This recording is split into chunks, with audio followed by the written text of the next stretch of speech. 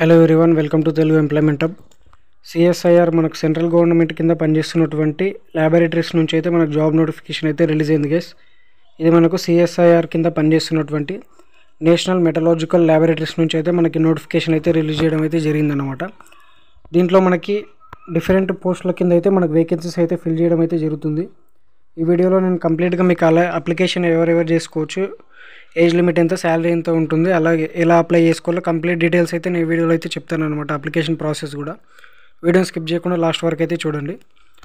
దీంట్లో మనకి application details చూసుకుంటే మనకి ఫస్ట్ మనకు జూనియర్ స్టెనోగ్రాఫర్కి సంబంధించిన పోస్ట్ అనమాట. దీంట్లో మనకి 8 వేకెన్సీస్ అయితే ఉన్నాయన్నమాట.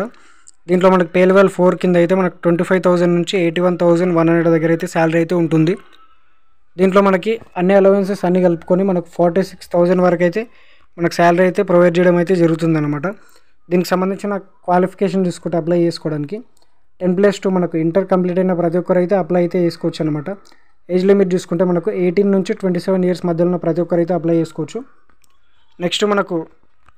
నెక్స్ట్ పోస్ట్లో చూసుకుంటే దీంట్లో మనకి జూనియర్ సెక్రటరీ అసిస్టెంట్కి సంబంధించి మనకు 3 డిపార్ట్మెంట్స్లో అయితే మనకు పోస్టులు అయితే డివైడ్ చేయడం అయితే జరిగిందనమాట. దీంట్లో ఫస్ట్ మనకి జూనియర్ సెక్రటరీ అసిస్టెంట్ జనరల్కి సంబంధించింది. దీంట్లో మనకి 5 వేకెన్సీస్ అయితే ఉన్నాయన్నమాట. నెక్స్ట్ మనకు junior secretary assistant finance and అకౌంట్స్కి సంబంధించింది. దీంట్లో మనకు 4 వేకెన్సీస్ అయితే ఉన్నాయి. నెక్స్ట్ మనకు junior secretary assistant stores and పర్చేస్కి సంబంధించింది అనమాట. దీంట్లో మనకు 4 వేకెన్సీస్ అయితే ఉన్నాయన్నమాట. ఈ 3 పోస్టులు ఏవైతే ఉన్నాయో దీనికి సంబంధించి మనకు పే లెవెల్ 2 కింద అయితే మనకు శాలరీ అయితే ప్రొవైడ్ చేయడం అయితే జరుగుతుంది. దీంట్లో మనకి 19,000 నుంచి 63,000 వరకు అయితే మనకు శాలరీ అయితే ఉంటుందన్నమాట. టోటల్గా మనకి దానికి అన్ని అలవెన్సెస్ అన్నీ కలుపుకొని 35,000 పర్ మంత్ అయితే శాలరీ అయితే రావడం జరుగుతుంది. ఈ పోస్ట్కి సంబంధించి మీరు అప్లై చేసుకోవాలనుకుంటే 10+2 ఇంటర్ పాస్ అయిన ప్రతి ఒక్కరు అయితే అప్లై అయితే చేసుకోవచ్చు. ఏజ్ లిమిట్ చూసుకుంటే 18 నుంచి 28 ఇయర్స్ మధ్యలో ఉన్న ప్రతి ఒక్కరు అయితే దీనికైతే అప్లై అయితే చేసుకోవచ్చు అనమాట.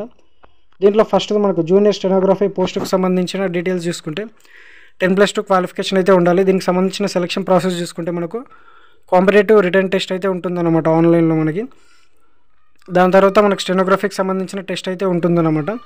దీంట్లో ఫస్ట్ మనకి కాంపిటేటివ్ రిటర్న్ ఎగ్జామినేషన్ ఏదైతే ఉందో దానికి సంబంధించిన డీటెయిల్ చూసుకుంటే ఇది మనకి ఎగ్జామినేషన్ చూసుకుంటే OMR based, computer based, multiple type, objective type questions అయితే ఉంటాయన్నమాట.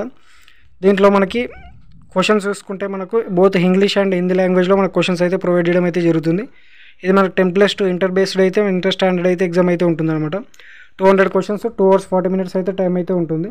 దీని తర్వాత మనకైతే దీనికి సంబంధించిన సబ్జెక్ట్స్ చూసుకుంటే మనకు దీంట్లో మనకి కంప్యూటర్ ఒక పేపర్ అయితే 3 parts అయితే ఉంటాయన్నమాట.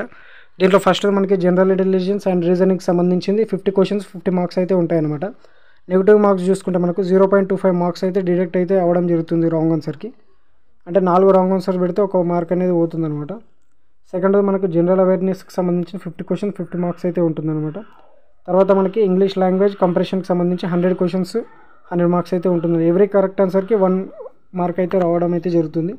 అలాగే నెగిటివ్ ఆన్సర్కి 0.25 marks అయితే మనకు 1/4 mark అయితే డిడక్ట్ అవ్వడం జరుగుతుంది అనమాట. దీని తర్వాత మనకి స్టెనోగ్రఫీకి సంబంధించిన టెస్ట్ అయితే ఉంటుంది అనమాట. డిక్టేషన్ టెస్ట్ అయితే 10 minutes అయితే ఉంటుంది. ఇది మనకి ఇంగ్లీష్ హిందీ లాంగ్వేజ్లో అయితే ఉంటుందన్నమాట. దీంట్లో మనకి మెరిట్ లిస్ట్ చూసుకుంటే ఎలా ప్రిపేర్ చేస్తారు చూసుకుంటే స్టెనోగ్రఫీకి సంబంధించిన క్వాలిఫైయింగ్ నేచర్ ఏదైతే ఉంటుందో స్టెనోగ్రఫీ టెస్ట్ కంప్లీట్ ఎవరైతే పాస్ అవుతారో, క్వాలిఫై అవుతారో దాన్ని బేస్ చేసుకొని మెరిట్ లిస్ట్ అయితే ప్రొవైడ్ చేయడం అయితే జరుగుతుందన్నమాట. ఆన్లైన్ ఎగ్జామినేషన్ అయిపోయిన తర్వాత మనకైతే ప్రొఫెషన్స్కి సంబంధించిన స్కిల్ టెస్ట్ స్టెనోగ్రఫీ అయితే మనకు కనెక్ట్ చేయడం అయితే జరుగుతుందన్నమాట. దీంట్లో మనకి 10 minutes డిక్టేషన్ అయితే ఉంటుంది. ఇంగ్లీష్ అండ్ హిందీ లాంగ్వేజ్లో అయితే మనకి టెస్ట్ అయితే కనెక్ట్ చేయడం అయితే జరుగుతుందన్నమాట. దీంట్లో మనకి 80 words per minute అయితే మనమైతే స్పీడ్లో అయితే మనమైతే టైప్ చేయాల్సి అయితే ఉంటుందన్నమాట.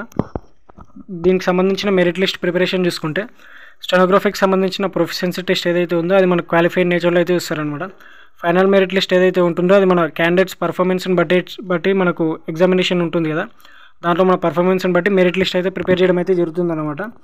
మెరిట్ లిస్ట్ అనేది మనకు స్కిల్ టెస్ట్, ప్రొఫెషన్ టెస్ట్, స్టెనోగ్రఫీకి సంబంధించిన ఎవరైతే క్వాలిఫై అవుతారో వాళ్ళని బేస్ చేసుకొని మెరిట్ లిస్ట్ అయితే రిలీజ్ చేయడం అయితే జరుగుతుందన్నమాట. నెక్స్ట్ మనకు junior secretary assistant general finance and accounts అలాగే స్టోర్స్ అండ్ పర్చేస్కి సంబంధించిన డీటెయిల్ చూసుకుంటే దీనికి మనకు 10+2 క్వాలిఫికేషన్ అయితే ఉండాలన్నమాట. సెలక్షన్ ప్రొసీజర్ చూసుకుంటే దీనికి మనకి కాంపిటేటివ్ రిటర్న్ ఎగ్జామినేషన్ టెస్ట్ అయితే ఉంటుందన్నమాట. అలాగే దీంతోపాటు మనకి స్కిల్ టెస్ట్ అయితే ఉంటుంది, టైపింగ్ టెస్ట్ అయితే ఉంటుందన్నమాట కంప్యూటర్లో మనకి. దీంట్లో మనకి ఎగ్జామ్ మోడ్ అలాగే రిటర్న్ ఎగ్జామినేషన్కి సంబంధించిన డీటెయిల్ చూసుకుంటే మోడ్ ఆఫ్ ఎగ్జామినేషన్ చూసుకుంటే మనకు ఓఎంఆర్ బేస్డ్ మనకి computer objective multiple choice questions అయితే ఉంటాయన్నమాట. క్వశ్చన్స్ అనేవి బోత్ ఇంగ్లీష్ అండ్ హిందీ లాంగ్వేజ్లో అయితే ఉంటాయి. స్టాండర్డ్ ఎగ్జామ్ చూసుకుంటే మనకు 10+2 స్టాండర్డ్లో మనకి ఎగ్జామ్ అయితే ఉంటుందన్నమాట. దీంట్లో మనకి 2 పేపర్స్ అయితే ఉంటాయన్నమాట, పేపర్ 1 అండ్ పేపర్ 2లో. పేపర్ 1లో ఎవరైతే క్వాలిఫై అవుతారో వాళ్ళకి పేపర్ 2 అయితే మనకైతే ఎగ్జామ్ అయితే కండక్ట్ చేయడం అయితే జరుగుతుందన్నమాట. ఫస్ట్ మనం పేపర్ 1 చూసుకుంటే దీనికి మనకు 90 మినిట్స్ అయితే టైం అయితే ఉంటుంది. దీంట్లో మన సబ్జెక్ట్ చూసుకుంటే మెంటల్ ఎబిలిటీ టెస్ట్కి సంబంధించిన క్వశ్చన్స్ అయితే ఉంటాయి. 100 క్వశ్చన్స్ 200 మార్క్స్ అనమాట. 2 marks for every correct answer అయితే ఉంటుంది. ఎటువంటి నెగిటివ్ మార్క్స్ అయితే ఉండవు అన్నమాట పేపర్ 1లో అయితే. దీంట్లో మెంటల్ ఎబిలిటీకి సంబంధించిన మన టాపిక్స్ చూసుకుంటే general intelligence, quantitative aptitude, reason, problem solving, situational జడ్జిమెంట్కి సంబంధించిన టాపిక్స్ గురించి అయితే మన క్వశ్చన్స్ అయితే అడగడం అయితే జరుగుతుందన్నమాట. నెక్స్ట్ మనం పేపర్ 2 చూసుకుంటే దీనికి మనకు 1 అవర్ అయితే టైం అయితే ఉంటుంది. జనరల్ అవేర్నెస్కి సంబంధించిన 50 క్వశ్చన్స్, అలాగే ఇంగ్లీష్ లాంగ్వేజ్లో 50 క్వశ్చన్స్ అయితే ఉంటాయన్నమాట. దీంట్లో మనకి 3 marks for every correct answer అయితే ఉంటుంది. 1 negative mark for every wrong answer అయితే డిడక్ట్ అవ్వడం అయితే జరుగుతుందన్నమాట.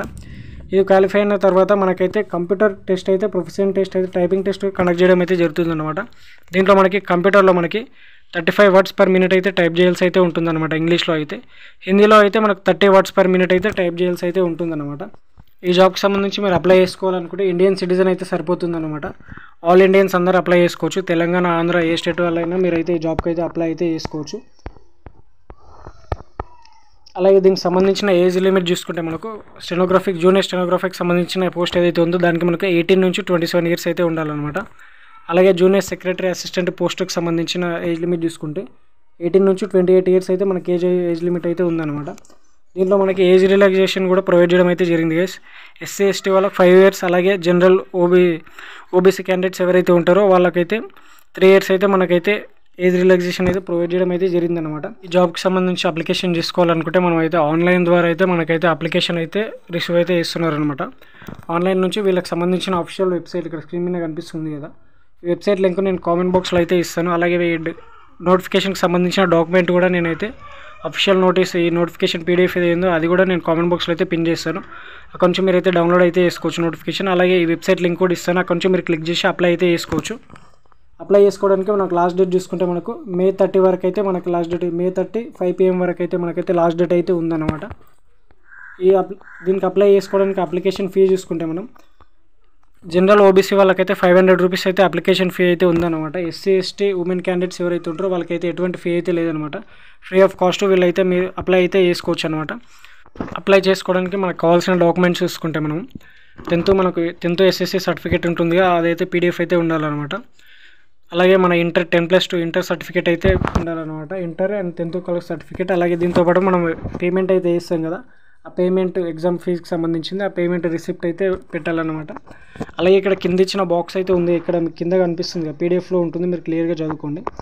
ఇక్కడ మన వైట్ పేపర్ పైన బ్లాక్ పెన్ తోటి ఇది ఏదైతే ఉందో ఇక్కడ మీకు ఫామ్ ఏదైతే ఉందో ఈ పేరా అయితే ఇదైతే మీరైతే రాయాల్సి ఉంటుందన్నమాట. రాసి ఇక్కడ మీ నేమ్ ఇచ్చేసి ఇది మొత్తం క్లియర్గా మీ హ్యాండ్ రైటింగ్తో రాసి ఇక్కడ మీరు signature of the candidate with date ఇక్కడ అయితే మనం అయితే వేసి ఇది కూడా మనం ఆన్లైన్లో అయితే PDFలో మనం అయితే అప్లోడ్ అయితే చేయాల్సి ఉంటుందన్నమాట. అలాగే దీంతోపాటు మనకి ఇంకేమైనా ఎడ్యుకేషన్ క్వాలిఫికేషన్ అలాగే ఎక్స్పీరియన్స్ సర్టిఫికేట్స్ ఉంటే మీరైతే అప్లోడ్ అయితే చేయొచ్చు. దీంతోపాటు మన SC ST OBCకి సంబంధించిన క్యాస్ట్ సర్టిఫికేట్స్ ఎవరైతే ఉంటాయో క్యాస్ట్ సర్టిఫికేట్స్ అయితే అప్లోడ్ చేసేసి మీరైతే అప్లై అయితే చేసుకోవచ్చు. ఇవి మనకు ఈ జాబ్కి అప్లై చేసుకోవడానికి కావాల్సిన డాక్యుమెంట్స్ అనమాట. ఇప్పుడు మనం దీనికి సంబంధించిన అప్లికేషన్ ప్రాసెస్ అయితే చూద్దాం.